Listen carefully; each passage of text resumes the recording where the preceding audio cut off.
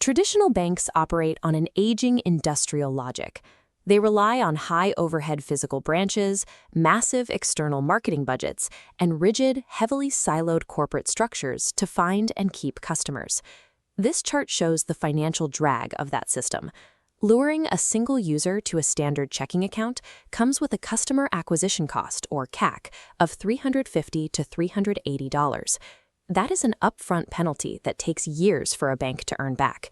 In 2025, Revolut bypassed that penalty. The fintech company reported a $2.3 billion pre-tax profit on $6 billion in revenue, backed by a base of 68 million global customers.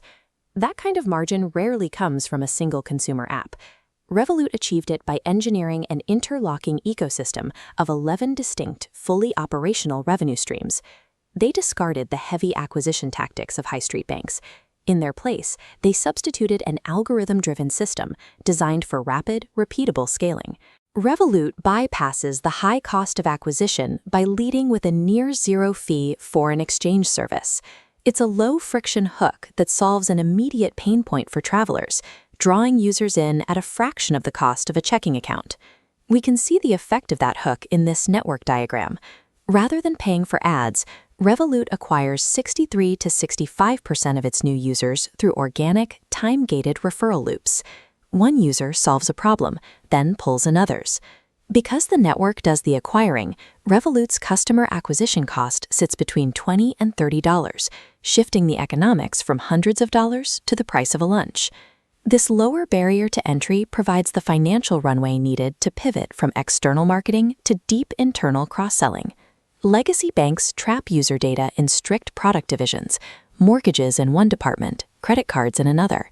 Revolut operates on a unified, real-time data architecture. This structure enables micro-moment targeting. The app's AI analyzes user behavior and triggers specific financial offers at the exact moment of need. A customer crossing a border instantly receives a prompt to activate travel insurance. That continuous, targeted engagement allows the app to successfully house 11 distinct product lines. These are fully independent businesses operating under one roof. This radial chart shows the resulting breadth.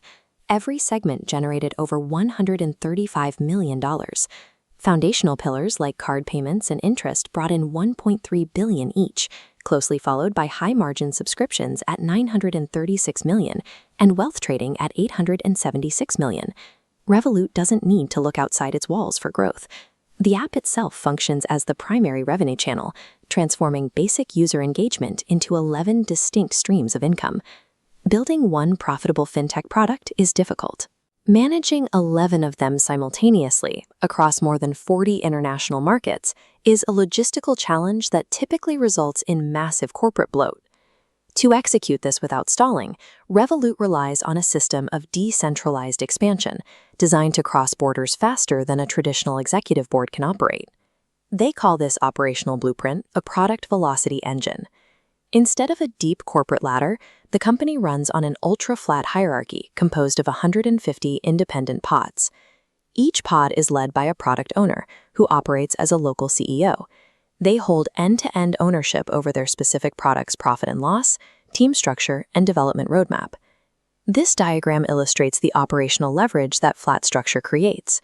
Thanks to centralized tech infrastructure, Revolut manages its global credit products with a team of just 300 people, a task that demands over 2,000 employees at a legacy bank.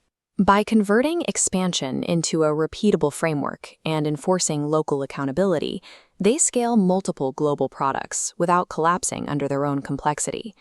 Traditional banks carry a central structural vulnerability. Their profits are highly sensitive to macroeconomic shocks, particularly the rise and fall of central bank interest rates. This revenue pie chart reveals a defensive shield. A full 76% comes from fee-based services, buffering against interest rate cycles.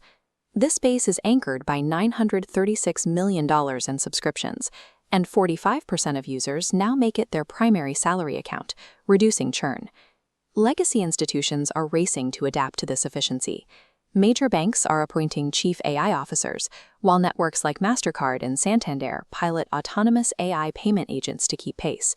But the defense is turning into an offense.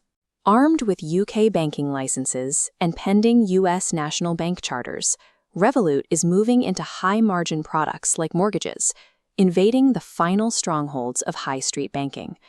A $2.3 billion profit margin makes the math undeniable. The future of the financial industry will not belong to the institutions holding the oldest relationships, but to those operating with the highest velocity and the tightest unit economics.